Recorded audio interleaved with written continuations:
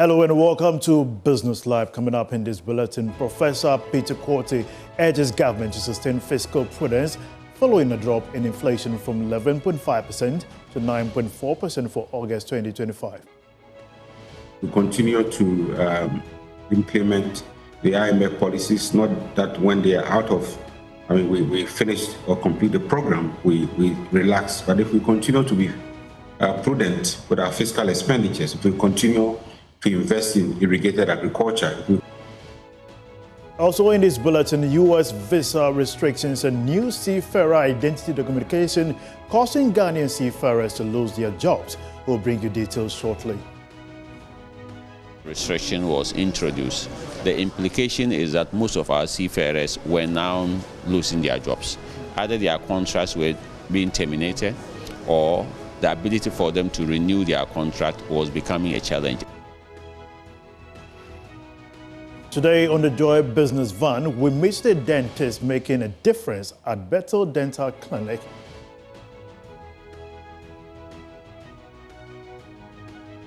My name is Winston Taki. We'll be right back after this break.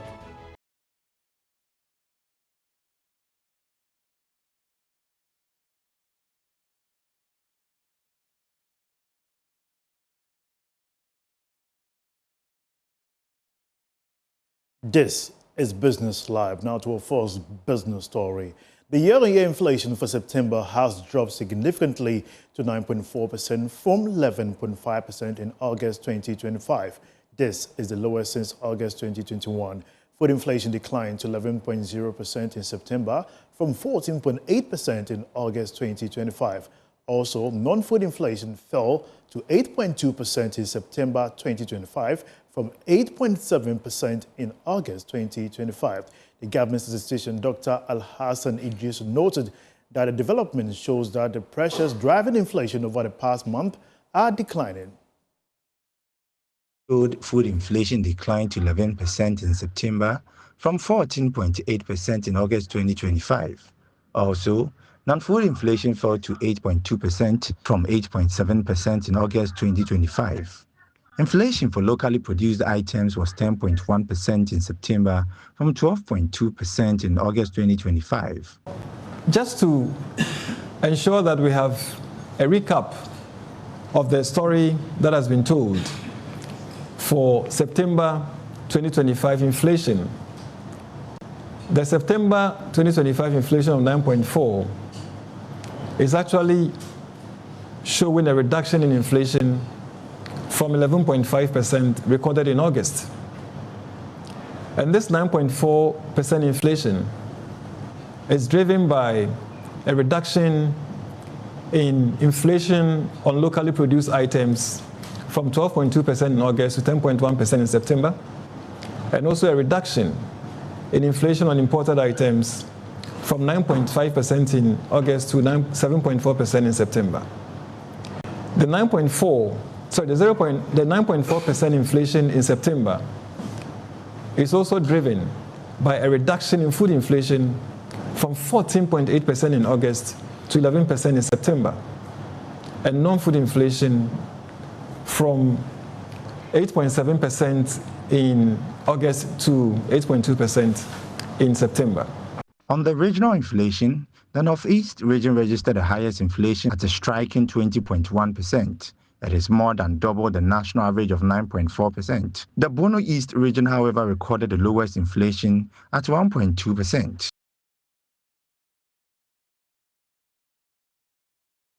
Joining us on Zoom is the CEO of the Association of Ghana Industries, Sir Chum Akwaba. Welcome to Business Live, sir.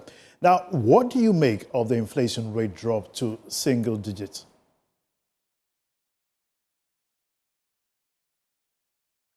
Well, first of all, I'm not surprised that inflation has dropped once again. And I think for 9 consecutive times, we've seen inflation dropping. And I'm not surprised because the indicators were clear. We've had some macroeconomic stability. And I remember when the city was appreciating, the Minister for Trade met us and asked that we reduce prices of goods. And we told her that it will happen at its own time. And gradually, we are seeing that happening. So significantly, we've seen some reduction in prices of goods, even though we still have some goods having generally higher prices. Generally speaking, that means significant reduction. It is even more so with the imported products. And product, as was indicated in the statistics, imported inflation is even much lower than the locally produced goods. So generally speaking, this is not a surprise, and it's a welcome development because it's an indication of a stable macroeconomic environment. Is this decline impacting on consumption of some of your goods in On the terms longer term, of price reduction? so that people can plan with it. So yes, I'm asking whether this decline is it impacting on consumption of some of your goods and possibly in terms of price reduction? Yes, it will definitely impact. It may not be so significant at the beginning, but with time, people will adjust to it. Because the point is that if you're on the same levels of remuneration or salaries, and then inflation is dropping, price of goods are coming down, it gives you stronger purchasing power. So you can purchase more. So it will have an impact.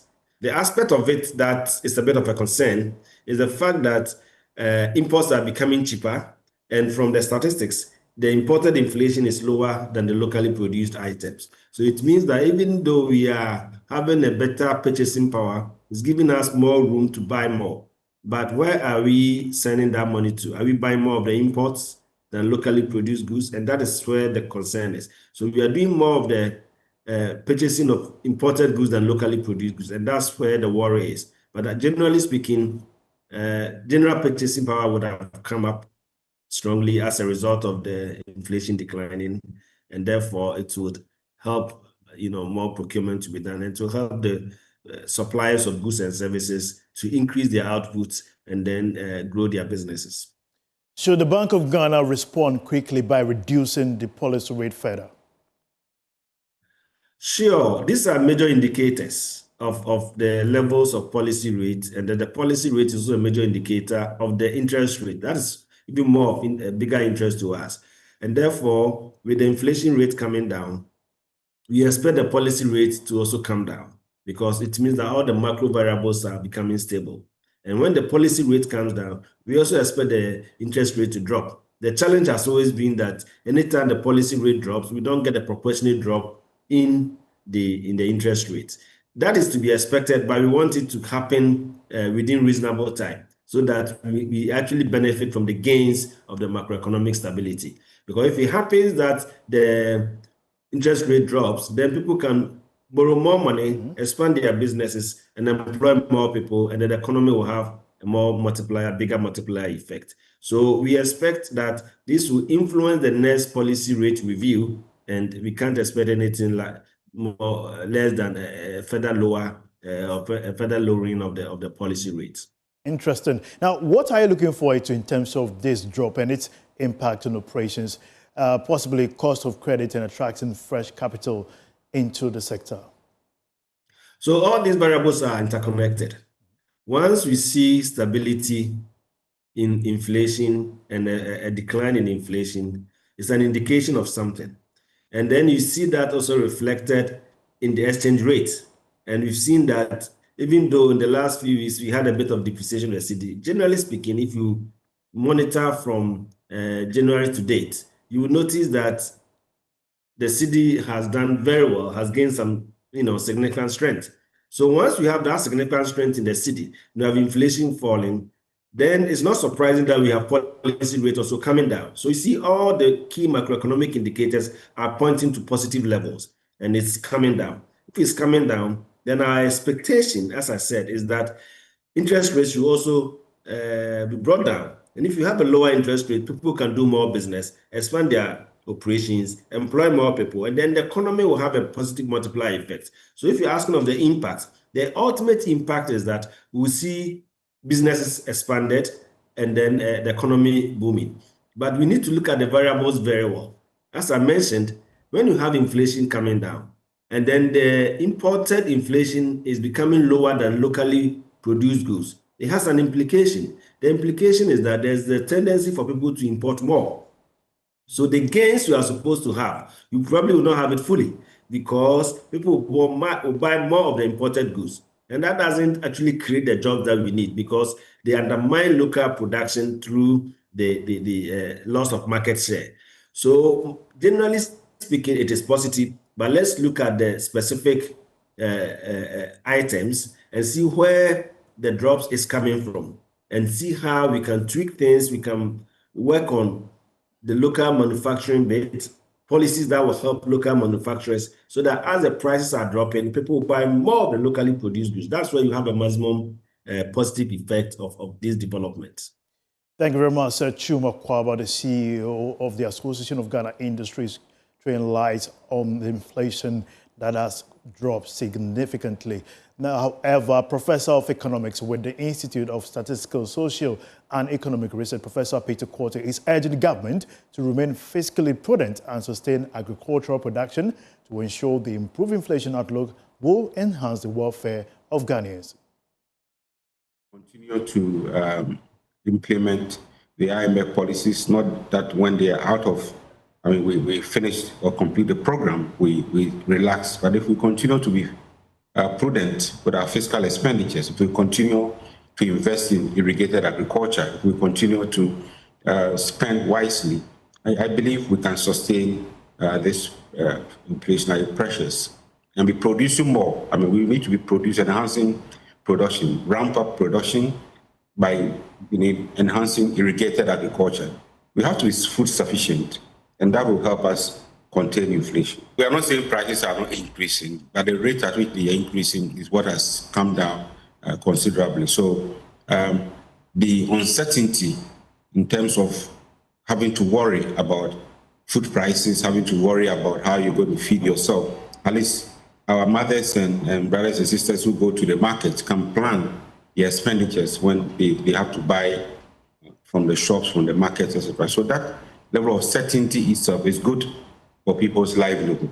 But it does not mean when we still have inflation of 9.4%.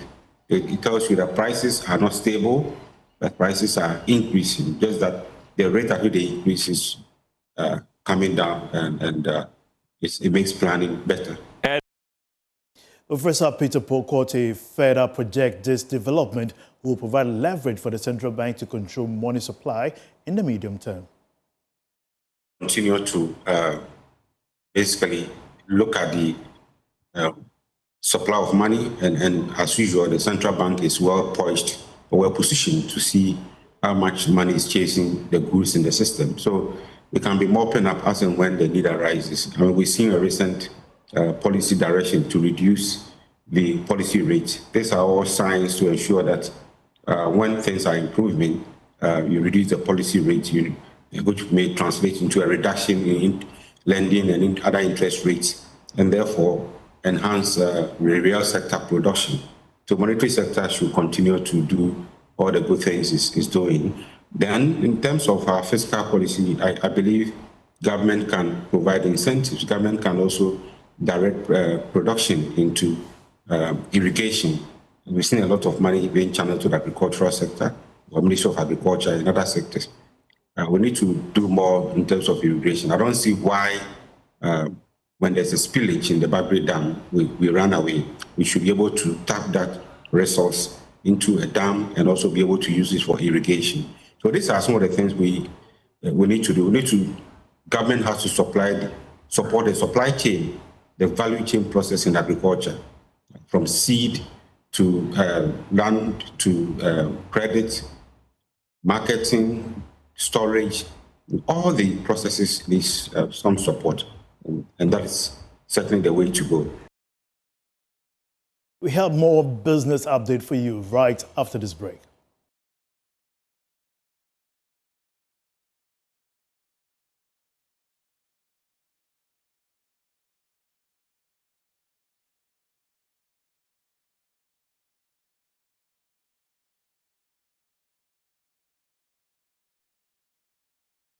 Welcome back to Business Live. My name is Winston Tacken. Now to more news.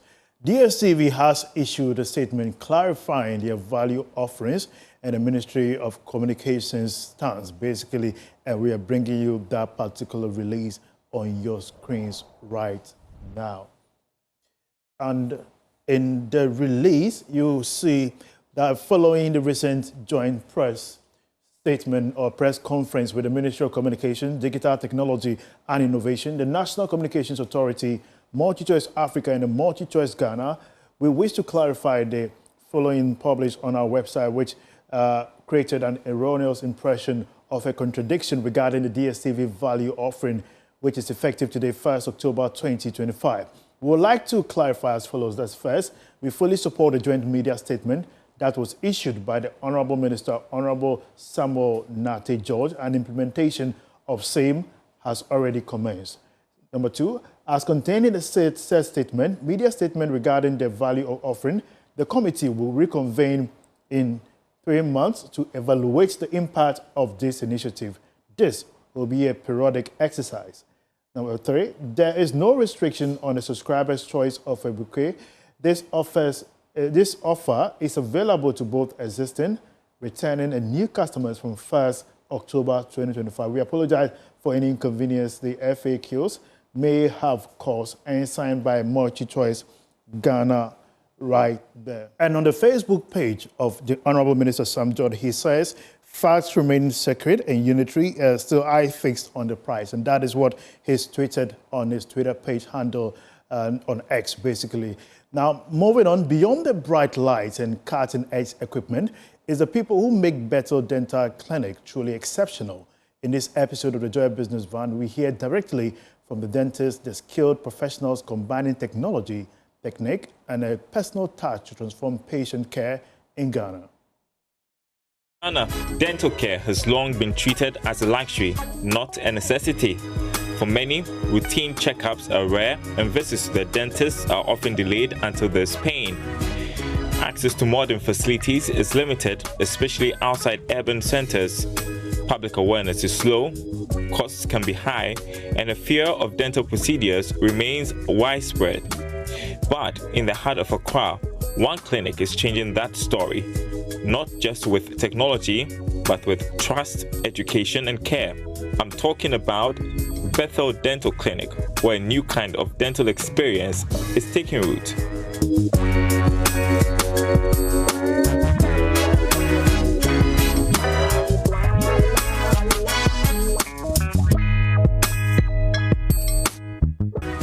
At Bethel, precision isn't just a goal, it's the standard, and some procedures require a level of detail the human eye alone can't provide.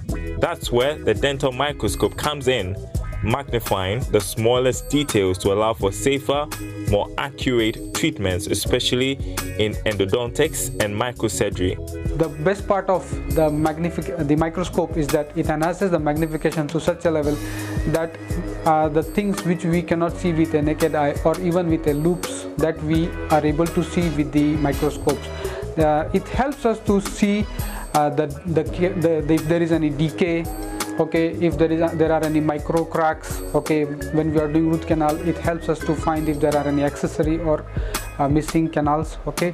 So with the help of the microscope, the dentist and the patient, they both gain from it to achieve a enhanced oral health care.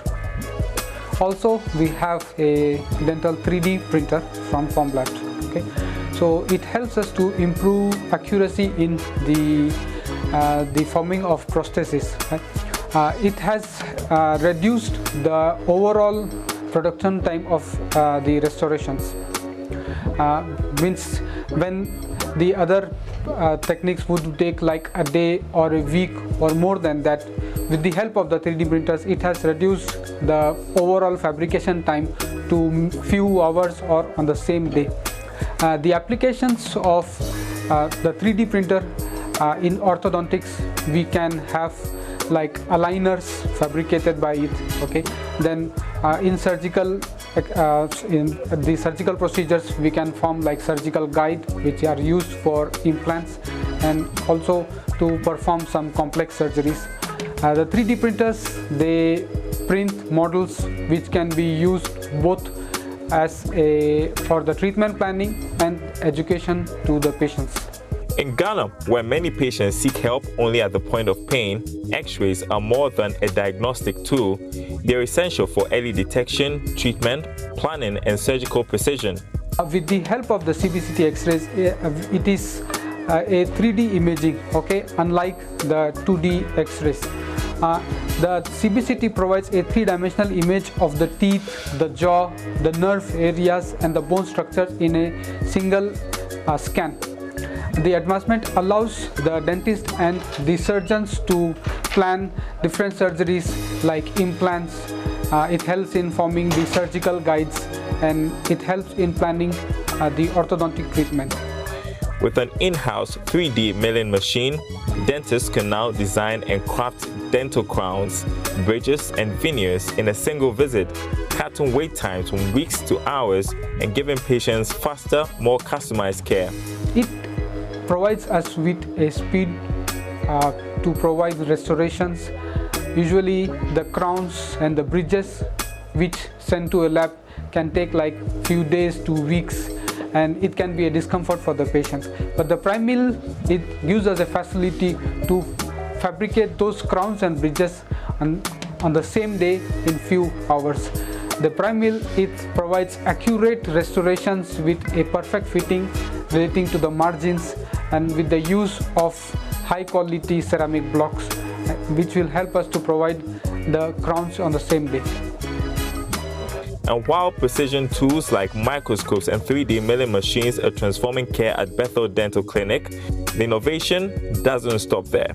Next time, we explore how dental lasers are changing the game, offering faster healing, less pain, and even gentler treatment for anxious patients. In today's dentistry, we have what we call lasers. Lasers are largely light amplifications that have been applied to dentistry, and Bethel boasts a number of lasers. We have diode lasers, we have water lasers, which is right there as well, and these are supposed to help make surgeries less invasive. They help with coagulation, so patients do not bleed a lot. And because we use lasers and we're not using blades, you don't need to give a lot of anesthesia as well.